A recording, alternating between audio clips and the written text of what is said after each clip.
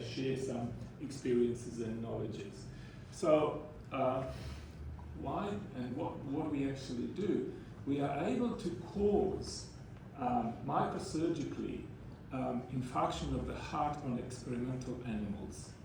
And before we do that, some of our experimental animals are fortunate enough to be able to consume, to enjoy a very good quality white wine for about 1 month of time. And that makes them very happy, but also preconditions their bodies for this huge stress we're going to make on their heart. So this is basically what I'm talking about, and I hope you will get a little bit of insight of what happens in the heart of those who consume wine in moderate amounts, but they're stricken by a heart attack. Now, very quickly, just to put you in perspective of what the cardiovascular diseases are, they're the biggest killers of humans. So more than 20 million people die every year from heart conditions, from cardiovascular diseases, which makes up 30%, so 1/3 of global deaths. And this applies to developed and non-developed world as well. And we all know, I'm pretty sure, what are the risks. Most of them are related to the lifestyle. So what we eat, what we drink, and what do we do with our bodies. From high blood pressure to unhealthy diets resulting in high cholesterol, diabetes, not to mention tobacco smoking, or living in a densely populated cities which are quite polluted, physical inactivity, and last but not least, the harmful use of alcohol, highlighting harmful. And what is the basis of this problem? It's this organ that makes us alive and starts beating when we are only 4 weeks of age. My mother does that. Our mothers don't know that they're pregnant yet, and the heart beats. And the problem with this hard-working muscle that continues beating throughout the life is the circulation, which is very unique. There are no bridges between blood vessels in coronary arteries, so meaning that if the coronary artery is blocked, the entire tissue downhill from that blockage will become ischemic, not enough oxygen, necrotic, and this is basically what we call heart attack. And in a nutshell, that's basically what happens. So all these procedures of unblocking and stent surgery and bypass surgery are trying to deal with this particular problem. So just to put you in the perspective of our experiment, we divided 80 rats into 3 groups. Those very lucky ones that consumed white wine, a very good Grascherina wine, 25 of them consumed a water solution of 13% of alcohol. So exactly the same as wine, but just dissolved in water. And 30 animals were least fortunate ones that were just on the water. And you will see the difference in numbers, and that's because we struggled to get these guys survive water only to the same level. Now, when you start the experiment, these are the numbers you're starting, and this is the end result. This is the number of animals that we get that we can analyze. Their hearts and tissues are perfect for the analysis because of many exclusion criteria. Some don't drink enough. Some don't show good enough infarction signs on the ECG. Some of them, unfortunately, die after the surgery because we cause them a huge impact. Not a single a single human would ever survive that. And then we analyze sections and we eliminate those that don't have at least half of the heart muscle affected. So that's why we end up with a lot lower number. So this is a happy part of the experiment, monitoring them, giving them and measuring on a daily basis the amount of wine they drink. We give them water to all of them for 6 hours only, those who drink wine and ethanol solutions. Those that drink water can have it 24 hours a day. We measure the amount of food they consume, we measure their weight, so it's quite intensive, but we become very friendly with these little animals. Now, not so nice part of experiments involve microsurgical approach to their hearts, so we go through the abdomen into the thorax and we find a major supply artery for the anterior wall of the heart, the anterior part of the heart, called left anterior descending artery. And we put a tight around it and we cause infarction. And you can see it straight away under the microscope. It becomes pale and you know what's going to happen. 4 days after they survive, we take the heart out and you can actually see already macroscopically infarcted scar tissue. And when we cross-section it, then we can see infarcted site, as well as when we embed it for the histological analysis. So it's very, very precise technique that enables you to decide the size and all the characteristics of the infarction. I spoke about this last year in France, and this is the experiment where we have 3 groups too: water, white wine, and red wine. And this is just the first part of the results. This is the sheer survival of the animals that received a heart attack. And you can see a huge number even at the first glance. So 52% survival if you drink water, 72 white wine. Look at that number, that's almost 90%. So we basically, no matter what you do to them, you can't kill them. They're so robust. In this experiment I'm talking about today, this group was replaced. So no red wine. Instead of red wine, we had a water solution of the same amount of ethanol that the white wine has. Are you following me? So 3 groups. And I'm just going to present what actually happens to these experiments. But before I do that, keep on your mind that the heart is affected with ischemia and necrosis. But the heart is an organ that has to continue working, not just in these animals, but in humans as well. When they have a heart attack, you can't rest the heart and revive it in 4 days like you do for induced coma in case of brain injury. Well, the heart has to continue beating and the patient has to stay alive. So for this organ, the balance between moderation of the healing process is absolutely crucial. It has to be sufficiently balanced so the animal and the humans survive this healing period. But the process of healing goes through the same stages as when you cut yourself in the skin. You have a wound, except the initial phase on the heart attack is hemostasis, a blockage of the circulation. Then the first stage is inflammation, same in the scar. Then the proliferation. This is basically creation of a scar. Inflammation leads into proliferation. And this transition, because of what I just told you about heart, has to be very smooth and very balanced. In other words, if the inflammation is too intense, it's going to actually cause more damage than benefit in the heart, and the heart will eventually stop working and the patient will die. How do we actually monitor this transition from inflammation to proliferation?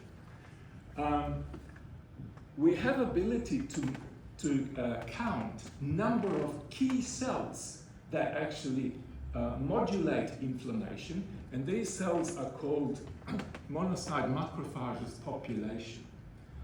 Imagine the macrophages or the inflammation process as a car. Okay, initially the macrophages accelerate the process of inflammation, but if it's going too fast, it's going to actually crash. So you need to start breaking the inflammation process. Well, a single population of cells in our body can do both. macrophages can do acceleration and deceleration, and depending on what factors they express and how they actually create the environment, modulate their microenvironment.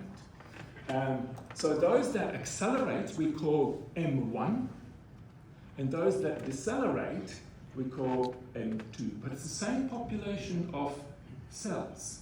You can see that this is about 2.5 days after the inflammation, and you can see that accelerating ones are actually dropping after 2 days, and those decelerating ones that have anti-inflammatory properties remain steady in the tissue. And we have a very handy markers which can actually detect them. So just another overview of what we've done. So this is basically showing steps in surgery, which I showed you already before. We take the heart out from those animals that survive, and then look for those markers. Simply by using 2 antibodies, which are against the clusters of differentiation antigens. CD68, or the green one, is the ubiquitous detector of macrophages, while CD163 is those that are breaking, that have anti-inflammatory properties. And then when you take a microscope and look at 4 typical zones, this is the anchoring zones of infarct, and 2 zones in the middle of infarct, and you analyze density of cells that are in there, you get very interesting pictures. Now keep in mind that this is water, ethanol, and wine. At the first glance, you don't see much difference, but when you have a careful look and do the counts, then you see differences. So overall, there is no difference in the total number of macrophages in any of these areas, which is demonstrated here. So non-significant difference. When you look at the good guys, those that are inhibiting inflammation, then you start seeing differences. Mind you, so yellow is wine, blue is the ethanol solution, and this is just the control.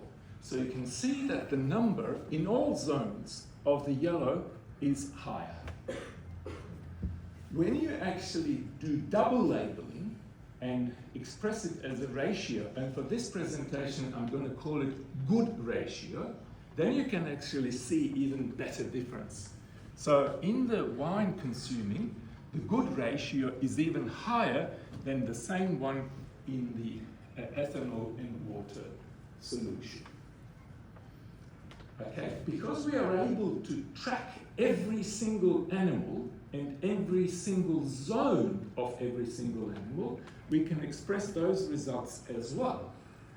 So for the water animals, if we express the value of good ratio, anti-inflammatory ratio, as a horizontal line, we can actually plot every single animal. And why did we do that? Because every animal consumed a different amount of beverage.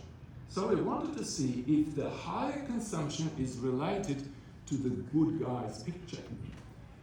And we found that the more they drink, there is actually a less number of good guys, but still much better in wine than in ethanol solution. Now, if you look at these plots carefully, you will see that the plots for ethanol stop at about 1.6 milliliters of ethanol per day. And you might wonder, why couldn't we track more passing that value? Because they all died. All animals that consumed more than 1.6 mils of ethanol solution never survived, and we could not analyze their hearts. That's not the case with wine. I mean, the anti-inflammatory properties decrease with the volume, but still doesn't kill the animal. So you can actually see the difference when you look at the good ratio even better.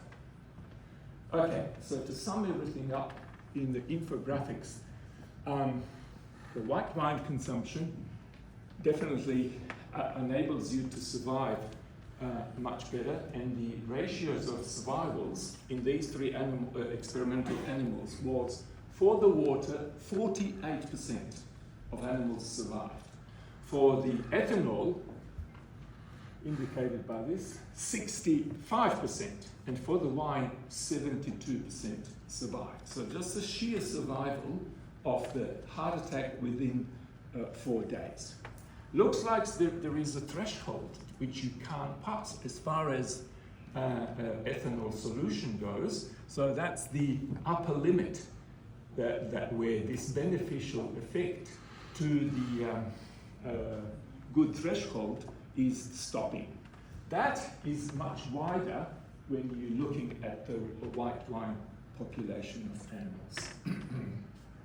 And finally, so beware of that.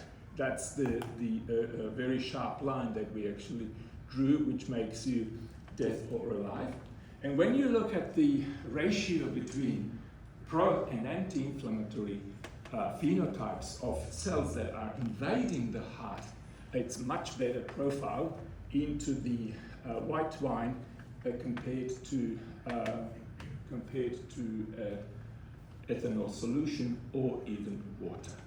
What this means basically is that moderate consumption of white wine actually decreases the speed and starts with scarring anti-inflammatory properties earlier than in those animals consuming just water. So all of that was done in the laboratories that we shared at the University of Split School of Medicine. If you don't know where the Split is, look at Italy and then turn right in the middle of the Adriatic coast. That's where we come from. And if you want to learn more about this and have your own view on this, please feel free to ask questions or address some comments. Thank you.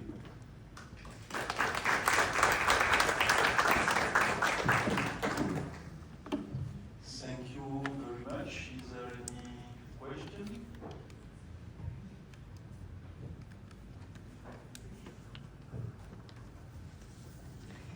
Grazie, perché è davvero una presentazione molto interessante che supporta un po' anche il ruolo probabilmente di polifenoli nell'attività antinfiammatoria, e quindi sicuramente in futuro sarà interessante valutare magari appunto anche, come ci dicevamo, i vini dercolati. Ma volevo capire se questo vino è stato caratterizzato dal punto di vista chimico in modo da capire quali classi di polifenoli erano presenti e quindi eventualmente fare anche un'ipotesi sulla correlazione con l'effetto biologico.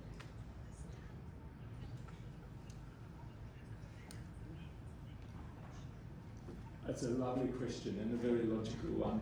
Thank you for that. We started talking about this yesterday after your presentation, and that would be a very logical step. So the beverage that has the same amount of polyphenols and other bioactive compounds who we actually think are contributing to these anti-inflammatory properties without ethanol is what we're seriously considering as our next step. So we've got technique, and we still have an approval of animal ethics, although it's not very easy to gain one.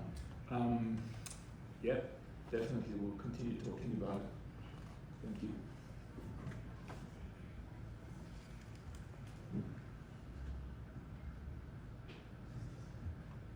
Ok, merci. Est-ce qu'il y a d'autres questions? Non? Merci beaucoup et félicitations.